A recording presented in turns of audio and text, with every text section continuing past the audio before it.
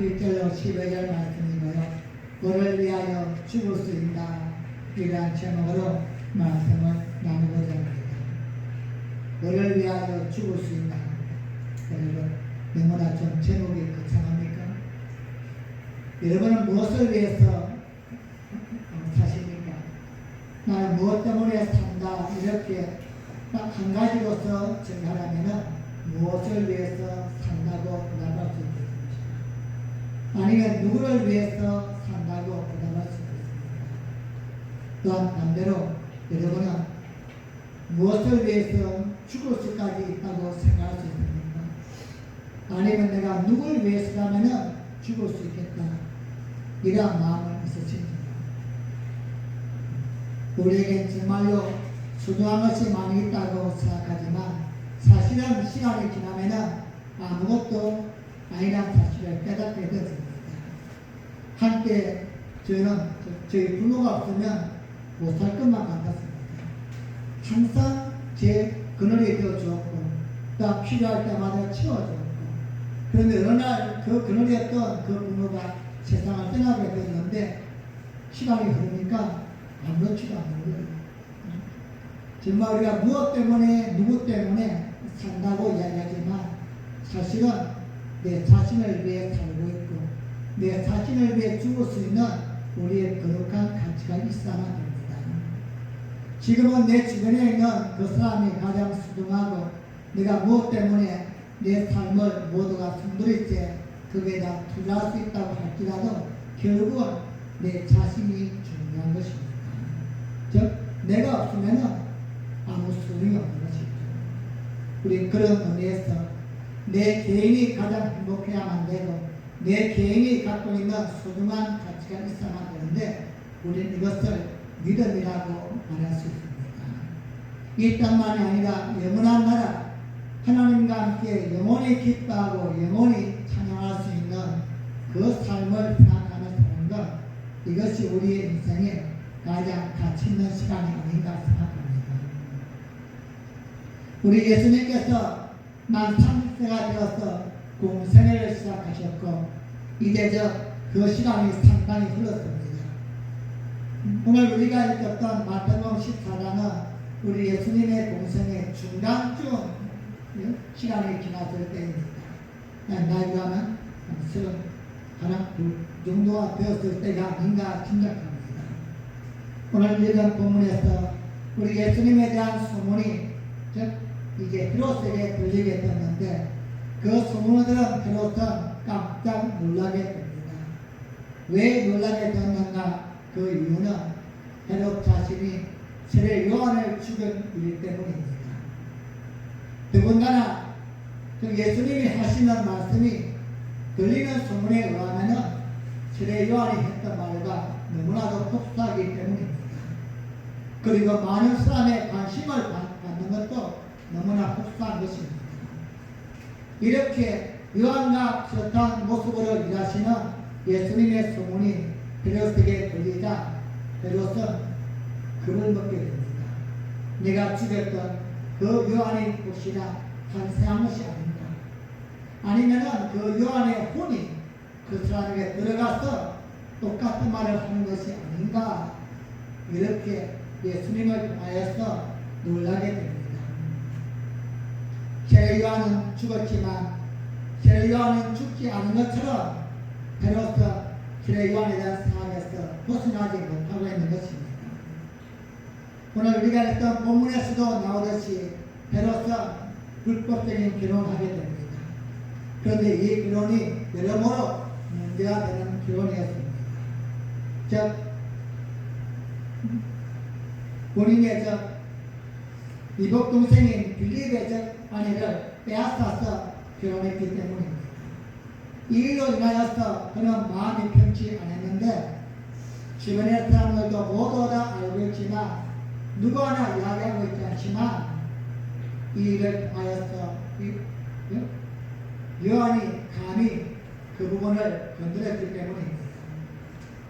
세례 요한은 이것이 옳지 않다고 공개적으로서 잘못된 일이라고 이야기하자 헤롯은 요한을 잡아 가두었습니다. 그리고는 요한을 죽이려고 하였지만 민심이 무서워서 감히 죽이기는 못했습니다. 모든 사람들이 세례 요한을 생각할 때에 선지자로 여겼기 때문에 그 당시에 지시로서는 감히 죽이기를 못하였습니다. 요한을 죽이고 싶은 사람은 헤롯만이 아니었습니다. 또한 헤로디아 역시 요한을 죽이려고 기어만 내보고 있었는데 어느 날 마침 헤롯의 생일을 통하여서 그 헤로디아의 딸이 춤을 춰서 헤롯을 기쁘게 합니다. 이에 헤롯은 기뻐하면서 무엇이든지 달라면 주겠다고, 즉 이 나라의 절반이라도 주겠다고 그에게 이야기하자 그 딸은 자기의 은혜에게 가서 왕이 나에게 무엇이든지 주겠다고 이야기하는데 무엇을 구할꼬요? 이렇게 묻습니다.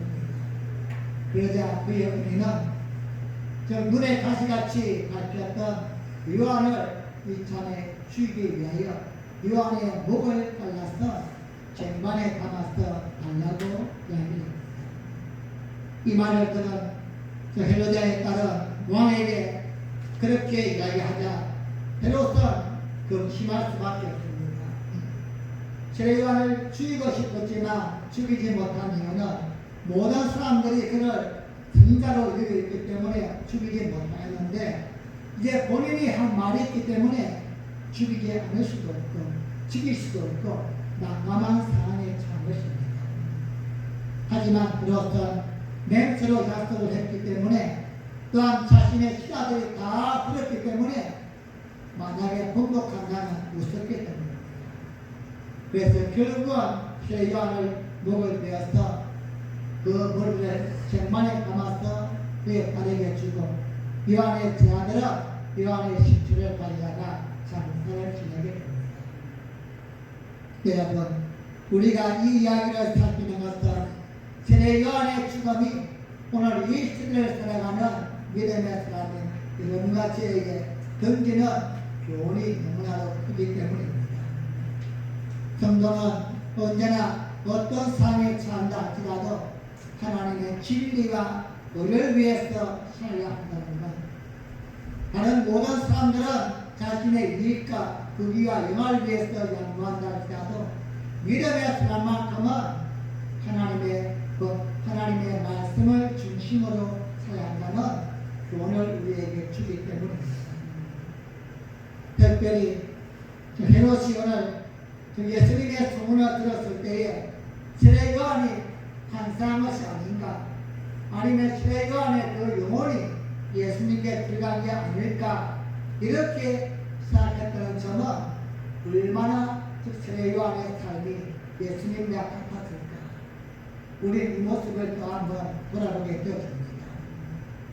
이런 점에서 우리 모두는 더욱더 예수님을 드러내는 어려운 삶이 무엇인가를 또 한번 돌아볼 수 있게 됩니다.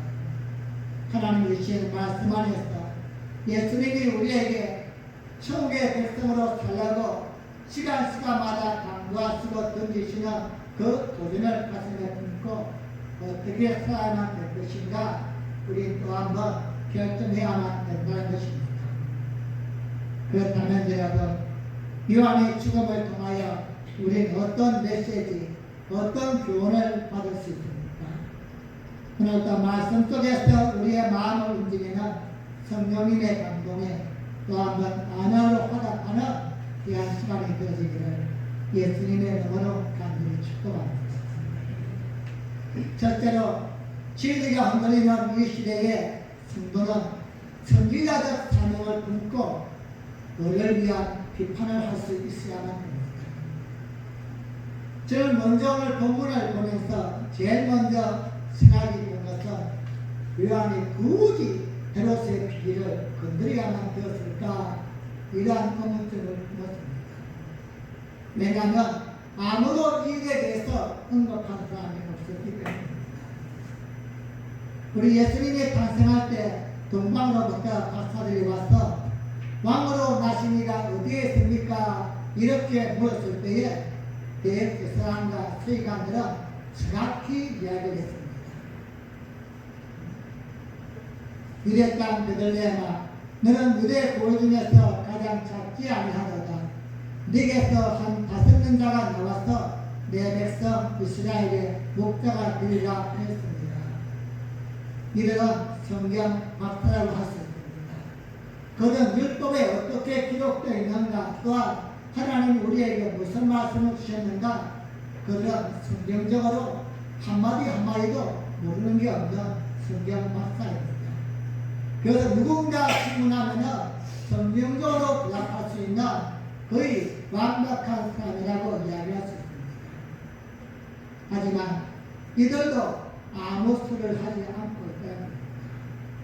분명히 지금 헤롯왕이 한 행동은 잘못되었지만 여기에 대하여 율법적으로 잘못되었습니다. 아니면 하나님의 말씀에 이것은 진리가 무너진 것입니다.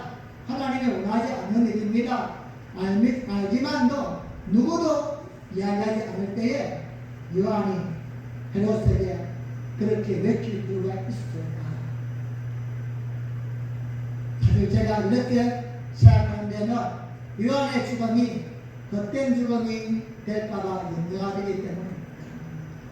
요한 같은 위대한 스님이라면 좀 더 오래 살아서 우리 예수님이 오시는 길을 더 예비하고 하나님의 천국 말씀을 더 많이 선포해야만 더 좋지 않겠는가? 그렇다면 그냥 한 번쯤은 눈 감아주는 게 좋지 않았을까? 이런 제 마음이기 때문입니다.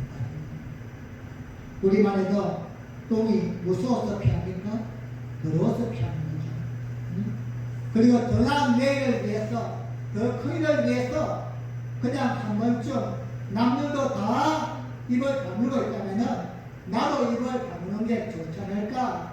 이러한 의미에서 저는 그렇게 생각하였지만 여러분, 저의 이러한 생각은 비겁한 생각입니다.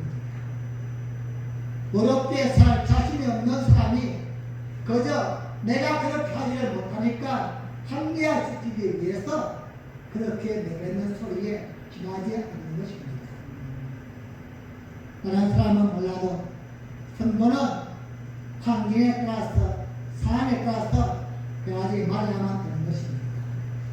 믿음 없는 사람들은 나의 이익이 되고 안 되고 이러한 기준을 갖고서 내가 때로 말하고 말하지 아니하고 판단할 수 있지만 때로는 할 말도 하지 아니하고 때로는 안 할 말도 할 수 있지만 믿음의 사람은 선지자적 사실을 가져야만 되는 것입니다.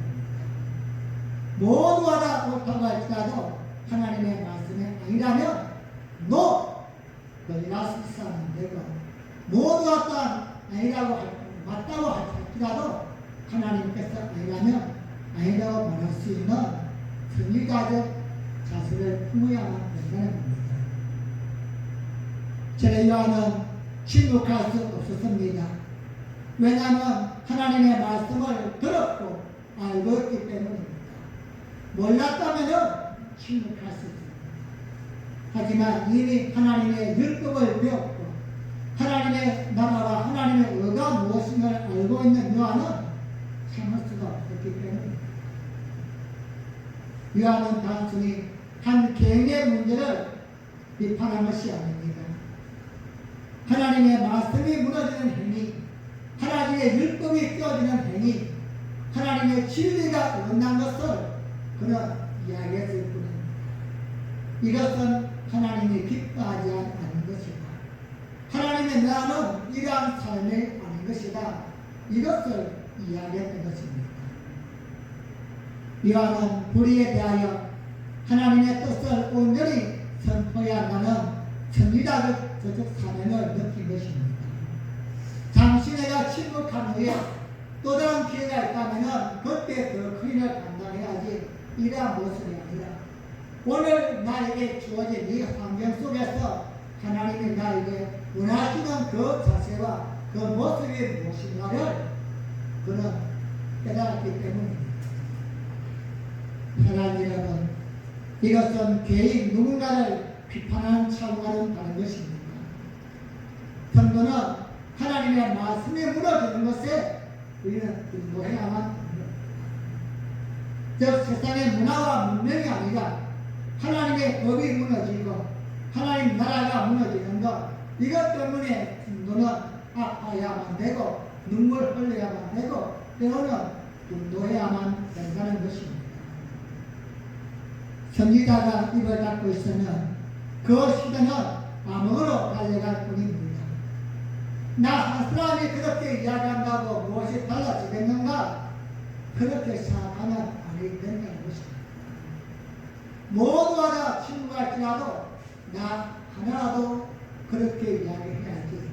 이것이고 요한의 자세요, 선지자의 자세인 것입니다. 모든 사람에게 죄인이라고, 모든 사람에게 나쁘다고 정죄할 필요는 없습니다. 하지만 나 하나부터 먼저 바로 세워나갈 때에, 내가 먼저 그렇게 말할 때에 내 주변에 조금씩 하나님의 능력과 역사가 나타나게 되어지고 변화가 일어나게 되는 점이 있습니다. 여러분들은 아시는지 모르겠지만 저희 교회에 3대 사역이 있습니다. 뭔지 아십니까? 첫째는 우리 교회만이 아니라 또 다른 교회를 세우는 그러한 교회가 되게 되세요.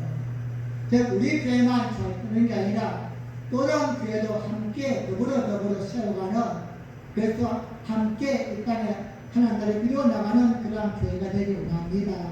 첫 번째 사역이고, 두 번째는 평신도 사역들을 세우는 교회가 되는 것입니다. 즉 말씀을 듣는 모든 평신도들이 목사 이상으로 실력자가 되어져서 어디에서 뭘 하든지 또 다른 목사가 되어서 하나님의 사명을 감당할 수 있는 평신도 사역을 세웁니다. 그리고 세 번째는 한국 교회를 선도하는 교회가 되자. 여러분 어떻게 선도하면 거창합니다. 이 작은 교회가 어떻게 한국 교회를 바꿀 수 있겠는가? 하지만 여러분 다른 교회를 그냥 탓하기 전에 우리부터 좀 잘해야 됩니다. 우리가 잘하면은 다른 교회도 잘 먹을 수 있어요. 그래서 우리는 몇 가지의 사항을 진행해 왔습니다. 직분자들을 임직을 줄 때도 그 마비를 받지 않습니다. 교회가 일꾼을 세우기 위해 교회가 모든 걸 다 봉사합니다. 또한 저 또한 노예 있을 때는 어떤 행사를 하여도 교회를 세우든지 교회를 창립하든지 이 사람에는 목사님들을 초청해서는 창립 예배를 드립니다. 이때 교회는 상당한 부담을 가집니다. 초청받는 모든 분들에게 기도하고 사회하고 하시는 분들에게 수고비를 다 드리는 겁니다. 이걸 다 없앴습니다. 즉 우리부터 먼저 하자는 겁니다. 나부터 먼저 하면은 결국 하나하나 전파되어 나갔을 때에 한국 교회를 바꿀 수 있는 하나의 출발점이 될 수 있지 않습니까? 그래서 우리 빛나교회는 이 3대 사역을 꿈꾸고 있습니다. 여러분 또한 다른 사람을 탓하기 전에 다른 사람을 내가 책망하거나 나무랄 필요 없이 나부터 잘합니다. 나 하나만 잘하면은 주변 사람은 자연적으로 보면서 바꿔 나갈 수가 있기 때문에 우리 자신이 너무나 중요하다. 오늘 주의 요한은 바로 이러한 자세, 이러한 믿음으로 그는 입을 열었던 것입니다. 모두가 다 잠잠하지만 그것이 옳은 것이 아니라 하나님이 원하시고 하나님이 기뻐하시는 정의가 세워지고 진리가 선포되기 위해서는 나 하나부터 그렇게 살아야만 되는 것입니다. 사랑합니다. 우리 이 시대의 세례 요한으로서 진리가 흔들리는 이 시대에 하나님이 없어도 살 수 있다고 이야기하고 하나님의 말씀이 무너진 이 시대에 하나님의 의를 위하여 먼저 우리 자신이 먼저 말씀 안에 살아가고 정의와 진리를 세우는 작은 믿음의 깃발이 되어지기를 예수님의 이름으로 간절히 축원합니다. 두 번째로는 의를 위하여 손해보고 피해를 볼 수 있다는 각오를 해야만 됩니다.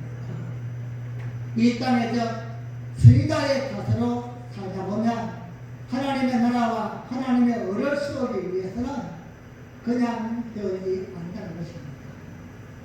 오늘 세례요한은 하나님의 말씀을 세우기 상대가 누굽니까? 살아있는 권력입니다. 바로 왕입니다. 내가 이렇게 이야기하면은 이 말이 왕에게 안 들어갈 것이다, 이런 보장이 없습니다. 내가 지금 이 말 한마디 하면은 결국 이 말이 돌고 들어와서 나에게 피해가 올 것이다, 이걸 모르는 바보가 아닐 것입니다. 그래서 모든 사람들은 다 이걸 가지고 있지만 세례요한은 그럼에도 불구하고 하나님의 정의를 선포합니다. 사랑하는 여러분, 우리 하나님의 나라가 이 땅에 이루어지기 위해서는 반드시 대가가 지불되어야 합니다. 우리 신앙생활하면서 잘못 오해하고 있는 게 있다면 하나님께 나와 예배를 드리고 말씀을 읽고 기도하면 내가 원하는 모든 것이 다 이루어진다고 생각합니다. 맞습니다. 하지만 그렇지 않을 수도 있습니다. 우리가 예배를 드리고 기도하고 말씀을 읽을 때는 내가 무엇을 해야만 될 것인가, 어떻게 해야만 될 것인가, 기본적인 삶을 깨닫게 되는 것입니다. 지금 내가 잘못 가고 있었구나, 이쪽 길이 아니었구나, 이쪽 길로 가야만 되는 것이구나, 지금 내가 이렇게 하는 게 아니구나, 이렇게 해야만 되는 것이구나, 기본적인 삶을 깨닫게 되어집니다. 하지만 원하는 열매는 아무것도 맺히지 않습니다. 어떻게 열매를 맺을 수 있습니까? 말씀과 기도와 예배를 통하여 주시는 감동을 받고 발걸음을 옮기는 것입니다. 그런데 우리는 그냥 앉아서만 하나님의 축복을 받습니다. 그냥 도깨비 방망이처럼 하나님의 이름만 부르면은 내가 원하는 것이 뚝 떨어지기를 원한다는 겁니다. 저 커피차 한 개에다 300원 넣고는 원하는 것을 그냥 스위치만 누르면 나오는 것처럼 우리의 신앙은 아주 저급하고 잘못된 모습으로 갈 때가 수없이 많이 있습니다. 여러분, 신앙은 세상 일도 그렇습니다. 그냥 되어지는 게 아무것도 없습니다. 세상 일도 마찬가지입니다. 앉아서 되는 것은 아무것도 없습니다. 하나님의 일은 더더욱 그렇습니다. 신앙은 더더욱 시간과 물질과 재능과 몸을 쏟아부어야만 된다는 겁니다. 그래서 남보다 더 많이 땀을 흘려야만 되고, 남보다 더 많이 수고해야만 되고, 남이 잘 때에 기도하고, 남이 놀 때에 헌신하고 봉사하고 말씀을 들고 싸워야만 되는 것입니다.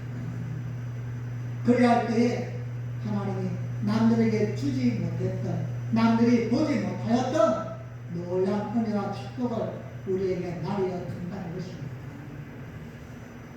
사랑하는 비나리의 성도님, 성경의 말씀을 보십시오. 성경에서 우리 하나님께 복받은 사람들, 아브라함, 다윗, 솔로몬, 이들 그냥 된 것이 절대 아닙니다. 자신의 고향을 버리고 가족을 포기하고 심지어는 앞으로 어떻게 될지도 모르는 자신의 모든 생명까지도 걸고서 새로운 예를 빼앗는 겁니다. 한 번도 가본 적이 없는 미지의 땅이지만 하나님의 말씀 믿고서 나갔을 때에 그런 모든 걸 다 투자해야만 합니다. 하나님의 진리는, 하나님의 능력은 오늘 이루기 위해서는 손해보고 희생할 가오가 되어 있어야만 되는 것입니다. 요한은 이것을 미리 각오했을 것입니다.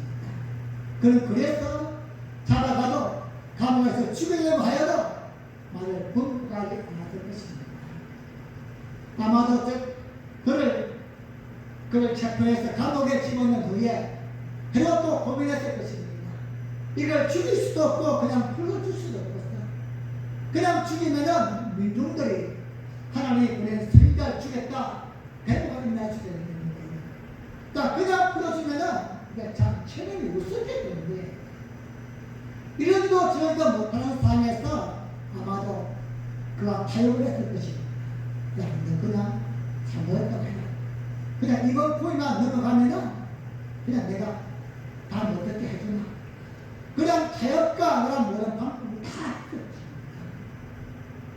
하지만 요한은 타협하지 않았을 것입니다. 그래서 결국은 그는 목숨을 잃지 않는 거예요. 사랑하는 여러분, 하나님의 사람으로서 이 땅에서 정의다운 삶을 살아가는 것은, 즉 성도답게 살아가는 것은 대가를 치러야 되는 사실을 기억하시기 바랍니다. 한마디로 신앙의 삶은 믿음으로 사는 것은 만만치 않다는 것입니다. 그래서 우리 하나님이 우리에게 마지막 때에 어떻게 약속하였습니까? 이 땅에서 당하는 모든 고난과 비교할 수 없을 만큼 영광과 축복을 주겠다. 왜 그런 영광을 줄까요? 이 땅의 삶이 그만큼 고단하기 때문입니다. 하나님의 말씀을 몰랐을 때는 내 생각과 내 방식대로 살 수 있지만 말씀을 알고부터는 선택해야만 합니다. 어느 편에 설 것인가 우리는 선택해야만 합니다. 어느 날부터인가 우리 신앙 안에서 살게 되어지고 천국을 소망하면서 살지만 그럼에도 여전히 우리의 선택은 내가 좀 더 이익을 보고 좀 더 나에게 적편리한 것, 좀 더 인정받는 것을 선택하고 있다면 우리는 또 한 번 고민해 봐야만 합니다. 하나님의 말씀을 선택할 것인가 아니면 세상의 이익을 선택할 것인가 우리는 고민해야 합니다. 나에게 아무리 화려하고 좋은 기득권이 나한테 놓였다 할지라도 세례요한처럼 하나님의 말씀이 무너지면 신앙이 무너지는 자이라면 차라리 하나님 쪽으로 선택해야만 되는 것입니다. 사랑하는 여러분, 하나님을 선택하고 살아갈 수 있기를 간절히 축복합니다. 직장생활 속에서도 사업을 하면서도 인간관계 안에서도 할 수만 있다면 가끔씩은 내가 손해를 본다 할지라도 때로는 피해가 있다 할지라도 하나님 편을 선택하고 하나님 말씀을 선택하는 지혜로운 삶을 살아갈 수 있기를 예수님의 이름으로 간절히 축복합니다.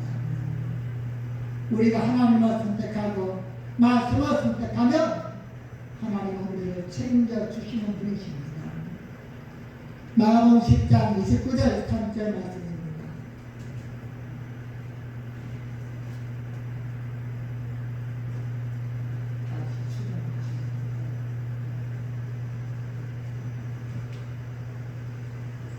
마가복음 10장 29절 3절 말씀 드신 분입니다.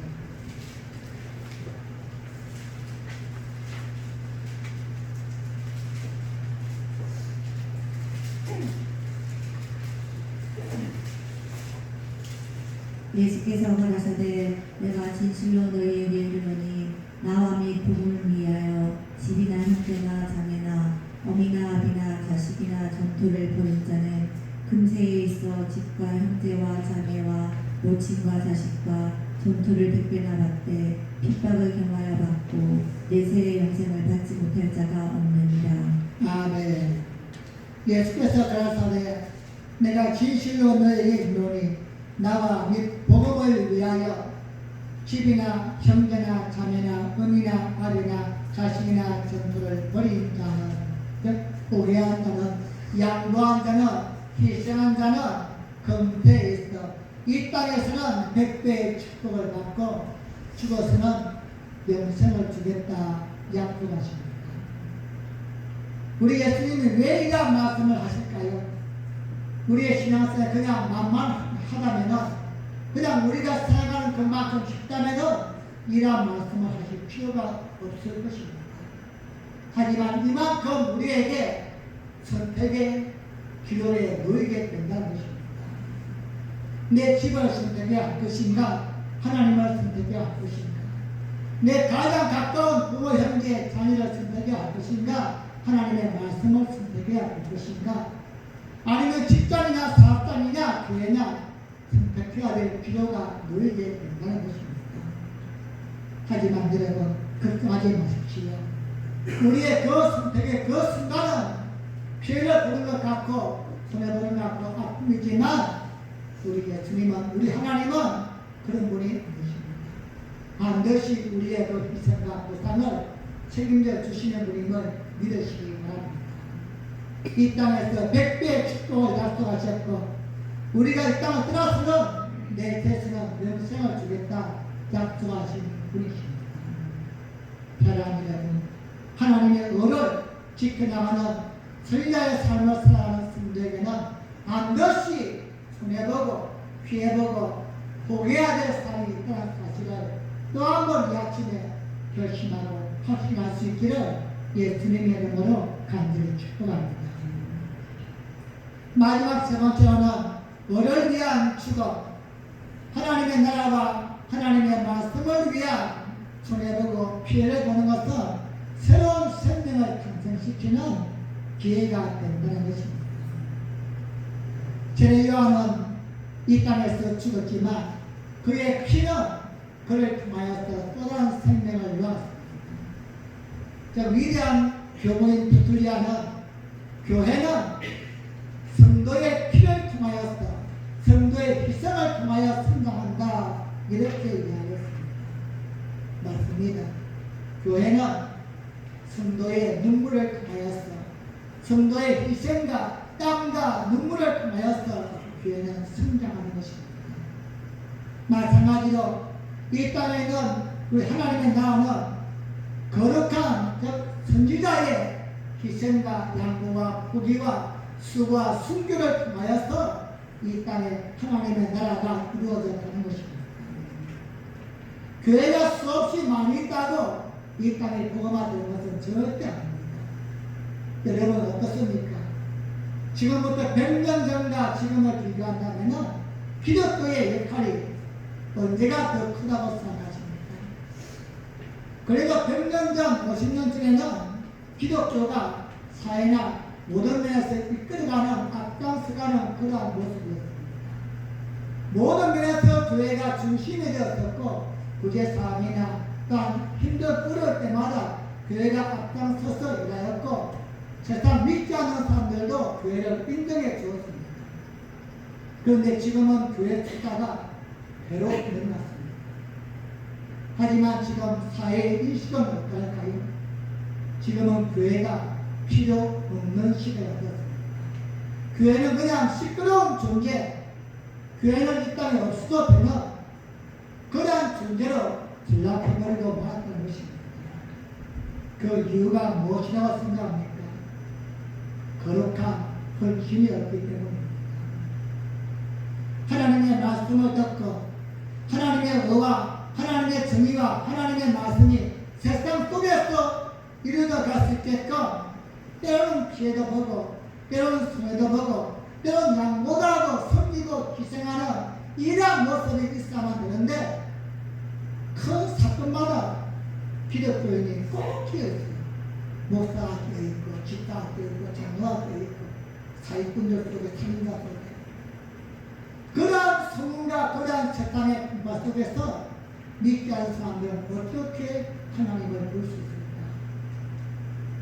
여러분, 희생과 섬김과 양보와 의가 아니면 이 땅에 하나님의 나라를 세울 수가 없습니다. 요한이 자기가 살기를 원했다고 한다면 하나님의 말씀은 무너져야 합니다. 요한이 만약에 내가 좀 더 살고 싶었다고 한다면 그런 말을 번복해야만 되었었고 살기 위해서 기득권을 부풀려야만 되었습니다. 하지만 자신은 죽을지언정 하나님의 말씀이 이 땅에 세워집니다. 성도 한 사람 한 사람이 이 땅에서 보낸 자리에서 만난 사람들을 통하여서 조그마한 양보와 희생과 포기를 통하여서 하나님을 보여줄 때에 그때 비로소 하나님의 나라가 확장되어 나가는 것입니다. 사랑하는 여러분, 우리의 수고와 우리의 포기가 우리의 양보를 통하여서 새로운 생명이 감사하게 떠지는 출발점이 되어집니다. 왜 믿음 없는 사람들이 교회를 올리고 하지 않을까요? 왜 그들이 나도 예수 믿고 싶다 이러한 고백하지 않을까요? 예수 챙기들은 다 얘기 중입니다. 자기들만 다 아니까. 그래서 이경을 날 현실 아닙니까? 믿는 사람 끼우면 그나마도 좀 친합니다. 하지만 믿지 않는 사람들 우리가 어떻게 하고 있는가 한번 좀 돌아보십시오. 그러면서도 그들이 교회에 왔으면 좋겠다고 우리 그렇게 기도하면 안 되는 거예요. 하나님, 내 주변 한 사람이 정말로 교회를 나오기 위해서는 내가 시간을 쓰겠습니다. 돈도 쓰겠습니다. 네, 희생하겠습니다. 이런 기도가 없이 그냥 나왔으면 좋겠습니다. 그건 마음에 없는 거짓말일 수밖에 없습니다. 진정으로 한 사람을 살리기 위해서는 우리의 희생과 포기와 양보를 통하여서 새로운 생명이 살아있는 사실을 우리는 기억해야 됩니다. 희생은, 양보는, 포기는 그냥 없어지는 것이 아닙니다. 새로운 생명을 탄생하는 시작점이라는 사실을 여러분 기억하시기 바랍니다. 오늘 본문을 보면 이렇게 마치고 있습니다. 마태복음 14장 12절 말씀 함께 읽겠습니다. 시작. 요한의 제자들이 와서 식채를 가져다가 장사하고 가서 예수께 구하니라. 아멘. 이것을 그냥 짧은 말로 표현하면 요한의 제자들이 요한을 장사 지냈다 이렇게 이야기할 수 있겠지만 마지막 부분에 보면 예수께 구하니라 이런 말씀입니다. 즉 예수님께 와서 이야기했다는 겁니다. 알려주었다는 겁니다. 우리 스승인 세례 요한이 이렇게 하다가 목숨을 잃게 되었고 그리고 이제 우리는 예수님께 왔습니다. 우리 이 말씀을 기억하기 전에 지난 몇 시간 전에, 몇 주 전에 들었던 말씀을 우리는 기억해야만 합니다. 세례 요한의 죽음은 첫 번째는 그의 제자에게 충격적인 일입니다. 그리고 또한 매우 슬픈 일입니다. 자신들뿐만이 아니라 많은 사람들도 하나님이 보내신 스승자다 이렇게 알고 있었고 감히 그를 함부로 못하였는데 여러분은 요한을 쉽게 죽였습니다. 여러분, 악은 우리의 상상을 벗어나는 겁니다. 그리고 선도 없습니다. 이만한 선은 지켜줄 것이다. 이게 없다는 거예요. 우리가 생각했던 그 이상의 바로 악한 믿음입니다. 오늘날 세상을 보십시오. 항상 이상 아닙니까? 인륜도 천륜도 모든 게 다 무너져 버렸습니다. 악은 우리가 지키는 그 선을 원하내지 않는다는 것입니다. 선자를 예배하기 위해서 모두가 주의를 끌어했지만 얼마의 그 충만을 통하여서 선자의 목숨을 그들은 바로 빼앗아 버렸습니다. 이때까지만 해도 요한의 제자들은 깨닫지 못하였습니다. 그런데 지난날 세례 요한이 그들의 제자들을 다 보내서는 예수님께 질문했던 내용이 있습니다. 오실 그이가 당신입니까? 이렇게 물었던 적이 있습니다. 이때 예수님은 너희는 가서 보고 그런 것을 전해줘라 이렇게 대답했습니다. 그때는 요한의 제자들이 뜻을 몰랐습니다. 우리 스승님 요한이 왜 우리 예수님께 보내실까? 그리고 그냥 앵무새처럼 그의 스승에게 가서는 예수님이 했던 말을 들려줬습니다. 예수님이 하시는 일과 하시는 말씀을 보고서 판단하라고 합니다. 그런데 오늘 이제 이 사건을 통하여서 그 의미를 비로소 깨닫게 되었던 것입니다. 우리 선생님이 왜 우리를 이미 미리 예수님께를 보내어서 그를 만나게 하였을까? 그를 바로 이날을 준비하기 위한 것입니다. 세례 요한은 언젠가 다시는 떠나게 될 것이지만 그들을 따라왔던 모든 제자들이 예수님의 제자가 되어서 예수님과 함께 사회를 감당할 수 있도록 자신의 길을 만들어 주었던 것입니다. 사랑하는 여러분, 이런 것처럼 하나님의 은혜로 먼저 구원받은 천국의 백성이 되었다면 이제 우리를 통하여 또 다른 사람을 하나님께 소개할 수 있는 통로가 되어져야만 합니다. 우리에게서 길이 끊어져 버린다면 하나님도 안타까워하지만 우리의 사명은 너무나도 부족하기 때문입니다. 말씀을 정리합니다. 오늘 요한은 감옥에서 죽었습니다. 누구나 생각할 때 헛된 죽음이라고 생각할 수 있지만 헛된 죽음이 아니었습니다. 오히려 예수님의 선지자로서 마지막 사명을 아름답게 감당하는 모습을 우리에게 보여주었습니다.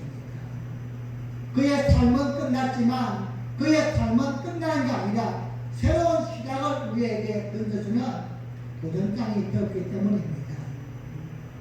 이런가 저 또한 충전하는 자리까지 갈지 아니면 그렇지 않을지를 알 수 없지만 무엇보다 중요한 것은 이런가 저의 마음속에는 때론 손해를 보고 때론 피해를 당한다 할지라도 하나님의 말씀이 이루어지는 삶을 살도록 노력해야 되는 것입니다. 여러분, 믿음으로 산다는 것은 세상에서 믿지 않는 사람들보다 폼나게 대단하게 화려하게 사는 삶이 아니라 하나님의 말씀 때문에 때로는 굴욕을 당하기도 하고 하나님의 나라를 이루기 위해서 때로는 포기도 해야만 되고 때로는 손해도 봐야만 되는 것, 이것이 바로 신앙생활입니다. 그런데 우리는 예수 믿고서 폼나게 살려고 하다 보니까 이게 어려워요. 여러분, 하나님 앞에서 폼난 삶을 사시기 바랍니다. 세상에서가 아니라 하나님이 나를 볼 때에 정말로 칭찬하고 인정할 수 있는 기쁨의 삶을 살 수 있기를 바랍니다. 하나님의 말씀에 순종함으로 하나님의 사명을 감당하며 헌신함으로 여러분의 작은 손길을 통하여서 이 땅에 하나님의 말씀이 이루어지는 귀한 삶을 또 한번 펼쳐갈 수 있기를 바랍니다. 이것이 우리의 부르신 하나님의 뜻이요 하나님 맡기신 귀한 사명을 또 한번 깨닫고 주님 오시는 그날까지 하나님의 신실한 믿음의 도구로 말씀의 도구로 하나님의 의를 지키며 살아가는 귀한 통로로 살아갈 수 있기를 예수님의 이름으로 간절히 축복합니다. 기도하시겠습니다. 우리 한 합심으로 기도할 때에 하나님 아버지, 우리는 하나님의 은혜로 구원받은 성도입니다. 성도가 무엇입니까? 성도는 남다른 사명을 품은 자입니다. 하나님의 말씀이 무너지는 이 시대에 그 말씀을 지키기 위하여 싸우고 고민하고 몸부림치는 자가 성도입니다. 우리가 공동 기도문에서 기도하듯이 세상 속에서 진리와 사랑을 지키는 마지막 보루가 되게 해달라고, 이것이 바로 성도입니다. 작은 일 때문에 하나님의 말씀이 하나님의 진리가 무너지지 않도록 껴있는, 그래서 성도의 삶을 잘 감당하는 빛나게 모든 교우들이 되게 하여 주시옵소서. 우리 함께